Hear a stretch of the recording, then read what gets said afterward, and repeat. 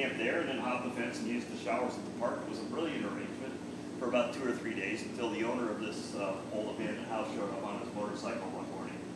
About 6, 7 o'clock in the morning. He was a doctor, emergency room doctor. He pulled his front tire of his motorcycle up through my tent flap. "What the hell are you doing on my property?"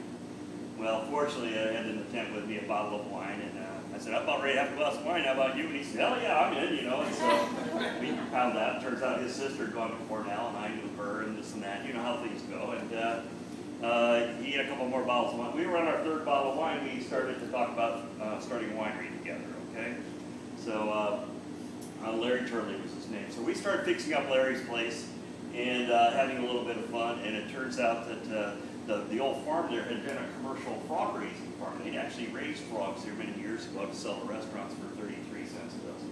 So we thought this was hilarious, and so we started calling the place the Frog Farm. Well, Larry had some friends he'd gone to St. John's with that just started a winery. They needed help bottling their first wine, and so I became the first employee at Stag's Leap Wine Cellars. I got there in time to bottle the 73 cab on my very first day that won the Paris tasting, and I'll never forget it because Warren wanted to pay me with bottles of wine instead of cash. And I'm going, "Oh, you think I'm stupid? Give me the money, you know. The bottles are now priceless." I mean, I would have drunk it in the car on the way home. It's nevertheless. He felt so bad he actually gave me a bottle a couple of years ago. I drank it in the car on the way home. I don't have a lot of restraint that way. But there were just a few grapes, so I made the wines at Stag's Leap in 1975 and 1976, if you keep count of that, the winemaker of record. And so there were just a few grapes that didn't fit into the hopper at Stag's Leap one night that we took back to the Frog Farm. We made one of those 5-gallon jugs of wine, you know, with the bubbler on the top and so on. Oh gosh, I think we probably aged it 2 or 3 weeks. It was still bubbling a little bit, but it had help, you know, and we decided we better test. It was so important to taste the wine while it's fermenting, and I think we tasted something like 4 out of the 5 gallons before we were sure it was okay.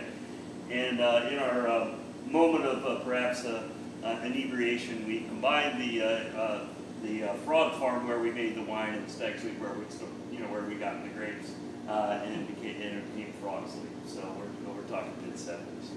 And we thought we were clever as hell. We came up with a motto, "Time's fun when you're having flies." I mean, we were having a good time, let's just say that. Well, I got my graduate degree over at Davis, started working for other wineries, and I was the head winemaker at Spring Mountain in 1980. Larry comes along and he says, "Hey, I drank another gallon of Frog's Leap, let's make some more."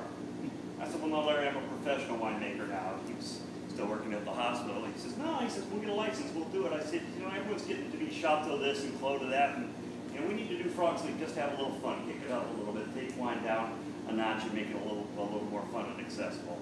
And I'm thinking, you know, Larry's a doctor, he's got the money, I got the brains, this could work out, you know. But Larry had a little trouble holding on to wives, so he in fact did not have any money. I did not know this at the time. He was, for some reason, thinking I was the money and he was going to be the brains, which was, you know, he didn't know about the dairy farm. Anyway, without any money or brains, we decided to go forward. And so we each sold our motorcycles, put in $5,000 a piece in 1981, and launched Frog's Leap as a commercial venture. And it's been all downhill since then, by the way. We'll get into that in a little bit. So we made 500 cases of wine, Sauvignon Blanc, like the very first